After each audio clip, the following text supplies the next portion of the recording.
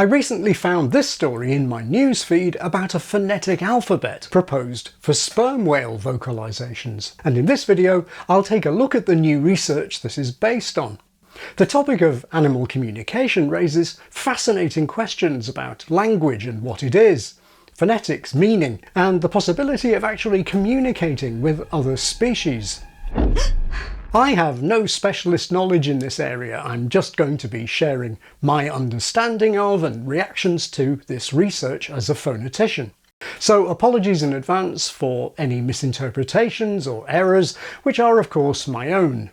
The sperm whale's binomial is Phyceta macrocephalus, where Phyceta means blowpipe or blowhole, and macrocephalus means large-headed. It has the biggest brain on Earth, 5 or 6 times bigger than a human brain. Now the ratio of brain size to body size isn't so impressive, but apparently the whale brain's composition, including spindle neurons, suggests emotional and social intelligence. Sperm whales are known for their complex social behaviour. They collaborate to raise their young and go foraging at incredible depths. You can easily find lots of wonderful videos of them hanging out or taking naps together. Their brain certainly isn't the reason for the enormous head. That's largely filled with a waxy substance called spermaceti that sadly they've been hunted for. That includes Moby Dick. The whales use it to control buoyancy and to help transmit the clicking sound they make. As I understand it, sperm whales use one nostril for breathing, remember they're mammals and breathe air like us, and the other nostril for making these clicks with a pair of phonic lips. If you're not squeamish, you can see Dr. Joy Reidenberg dissecting a beached sperm whale and exposing the actual articulators, sometimes called monkey lips. The click sounds made by these lips are reflected off the back of the whale's head, then amplified and beamed out from the front end. At their loudest, they're the loudest sounds produced by any animal we know. However, claims that their loudest clicks can stun or kill turn out to be highly exaggerated. In fact, this whole area is one where exaggeration and misleading reports are prone to happening. The whale phonetic alphabet story got a lot of coverage, as you can see here on Ground News, which is where I first heard about it. I've made videos before on the dodgy reporting of linguistic and phonetic topics, so my priority here was to sort through the less helpful stuff and find the real content. I know from Ground News that NBC News is a generally high factuality source, but in this case it was leading people to think that a whale language had just been discovered, which isn't true. So, going deeper, I found the story in the Smithsonian magazine, National Geographic, and here, bingo, the actual paper itself from Nature. If you follow my channel, you've heard me talk about Ground News before. I was a subscriber before they sponsored any of my videos, and not just because of its sheer range, with literally thousands of sources worldwide. These are shown to you with their left-right political orientation, assessed independently, and diverse headlines are easy to compare. Here's that whale language uncovered line again, whereas these other headlines are more measured. It all makes the plethora of news easier to navigate, and Ground News can tailor content to your interests, or let you know what you're not reading about. The My News Bias feature is fascinating because it shows where your news diet has been coming from and lets you see how skewed it is. You might find some surprises. Apparently only 5% of my reading was from local sources, but I did read news about these 60 countries. To see why I'm such a fan, do check it out through the link in the description, ground.news/Dr. Jeff Lindsay, and you can even get 40% off the Vantage plan, that's the one I have. Sperm whales use their clicks in various ways. One is to produce a continuous buzz, which I believe is a kind of sonar to check out objects in their vicinity. But the kind of clicking that we're interested in consists of shorter bursts of clicks lasting a second or two.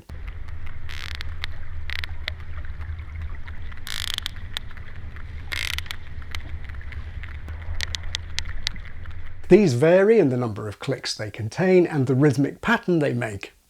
The bursts are known in the literature as codas, a musical term, which is potentially confusing as it refers specifically to the end of a piece of music. But nowadays, coda is just the accepted term for these self-contained bursts of clicks. As we'll see, the new paper by Sharma et al. Proposes that there's more structure in these codas than previously thought. Enough complexity to justify analogy with the categories of the International Phonetic Alphabet. The research is a collaboration by the MIT Computer Science and AI Lab with Project SETI and the Dominica Sperm Whale Project, and their analysis is based on nearly 9,000 codas recorded from a clan of whales called Eastern Caribbean 1. The researchers identified 18 coda types that had between 3 and 10 clicks in patterns that are a bit reminiscent of the letters of Morse code. We all know SOS, dit dit dit, da da da, dit dit dit. But whereas Morse code has 2 basic units, short and long, or dits and dars, sperm whales, as far as I'm aware, only have 1 basic unit, the click. But they can make just as many patterns as the Morse code system by making the gaps between the clicks short, long, or anything in between. If you were going to signal SOS with just dits, I guess it would be dit dit dit, dit dit dit, dit dit dit. Though in fact, if humans want to send messages with just a single short, sharp noise like that, the more common method is what's called tap code, the kind of thing that's often been used by prisoners. Tap code works by using groups of between 1 and 5 taps, all the same distance apart, whereas the whales are able to space out their clicks with various different time intervals. For example, the East Caribbean whales can consistently produce 3 different 5-click codas and 2 different 7-click codas, and so on. Think about that from the articulatory point of view.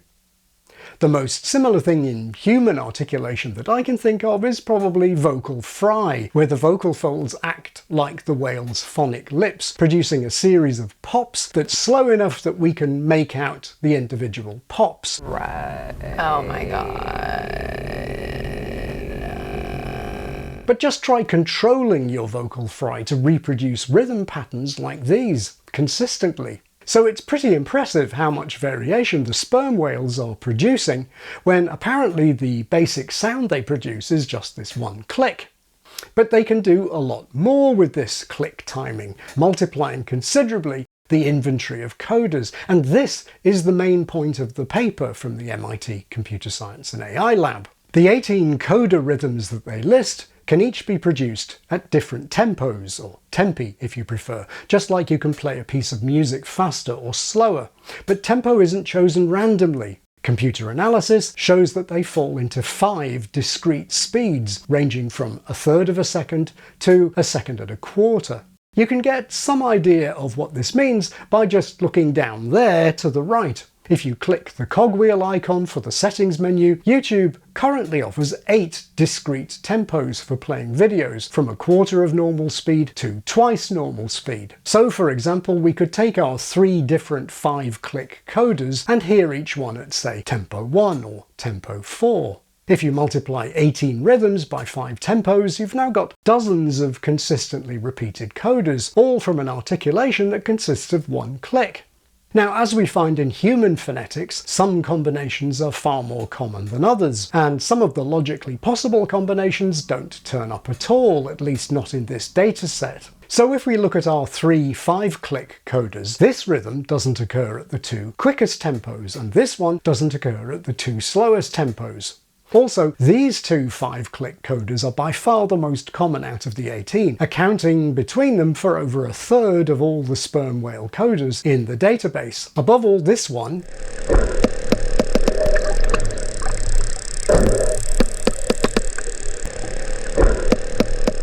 which seems to be a kind of theme tune for this clan. It's known to sperm whale researchers as 1 + 1 + 3. So despite the predominance of some codas, there are still dozens of rhythm tempo combinations that turn up repeatedly in the dataset, and that's not all. Another new discovery in this research is that when they're producing sequences of codas, whales shift from one tempo to another in a particular way. Now, purely for illustration and with no claims whatsoever about meanings that the whale codas might have, let's imagine a whale saying a sequence of hellos. they tend to produce codas at about 4-second intervals, usually with a lot of repetition.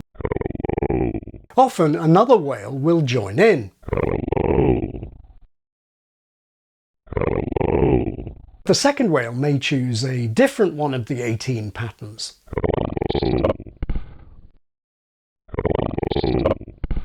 The first whale might now switch to the second whale's pattern.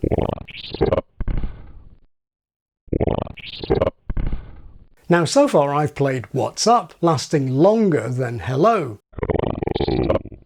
But remember the different speed possibilities. Here's the first whale choosing a slower tempo.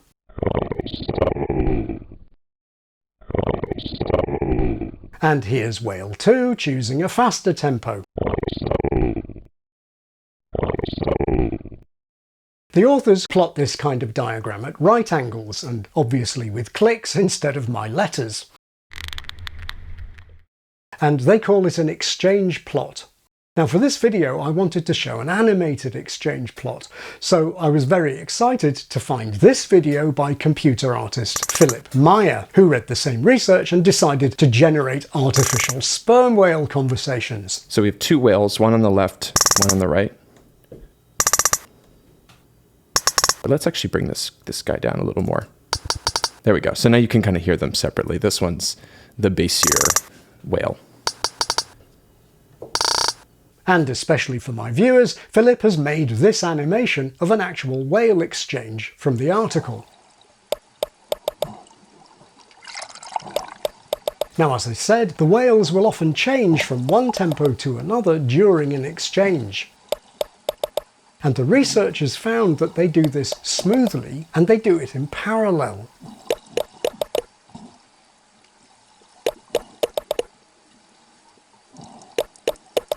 The authors choose the term rubato for this elasticity in tempo.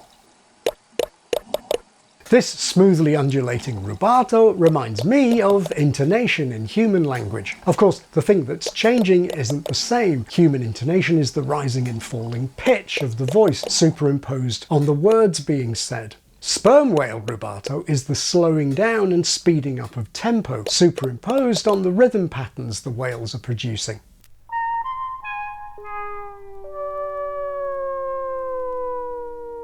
Now, if you're like me, you may be thinking, oh, this rubato is probably just because the whales are slowing down or speeding up as they move through the water. But no, the tags that were used to record the whales' audio were also equipped with accelerometers and gyroscopes. And the researchers found no significant correlation between rubato and body motion. And one final discovery: not only do the whales have something a bit like intonation, at least I think of it that way, they also have something that looks, to me at least, a bit like punctuation. The authors call it ornamentation. 4% of the codas in the dataset have an extra click on the end that doesn't fit the overall pattern. And these extra clicks, or ornaments, tend to be at the beginning or the end of coda sequences. To use more linguistic terminology, they seem to be boundary phenomena, like punctuation, or maybe emojis. In human phonetics, many languages have features associated with utterance edges. In Spanish, for instance, the sounds written BDG are usually weakened, but are true plosives utterance initially. In English, the ejective sounds that some speakers use, as in like, are most common, phrase finally, and so on.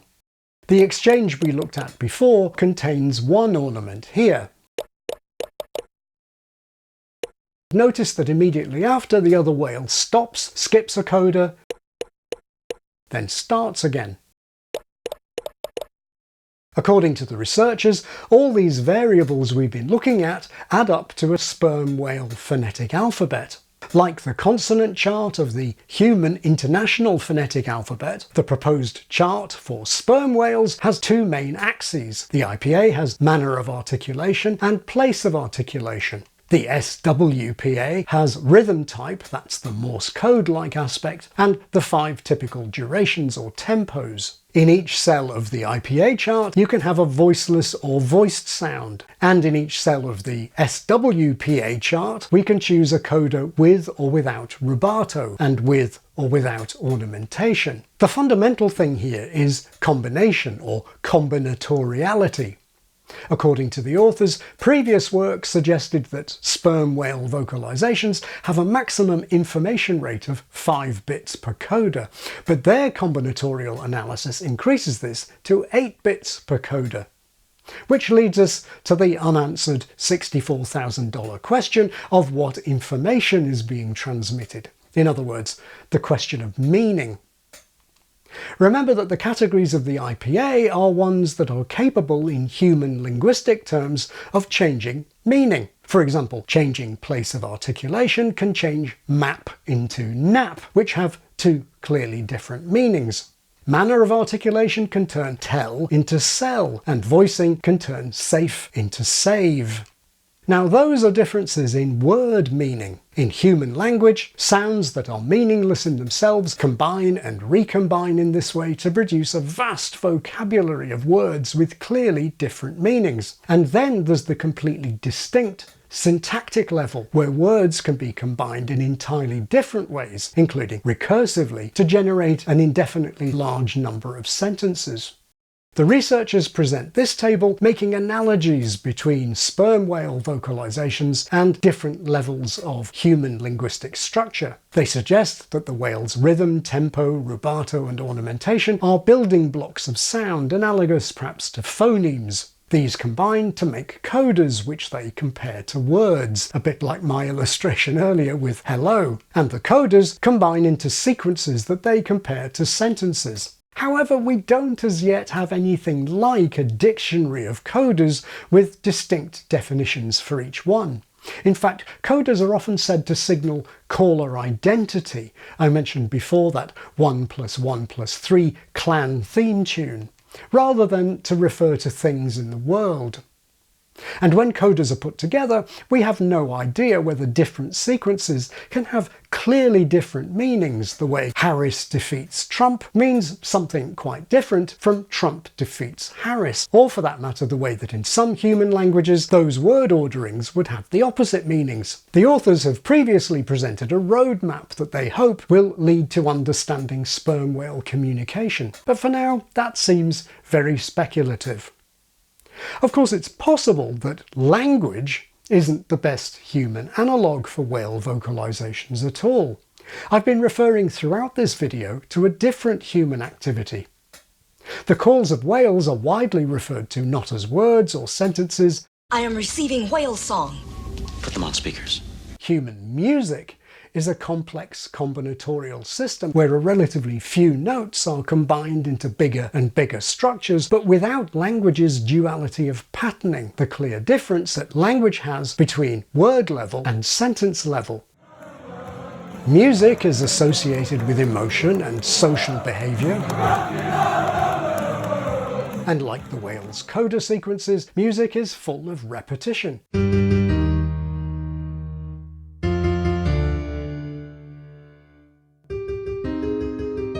And we like hearing the same music again and again and again.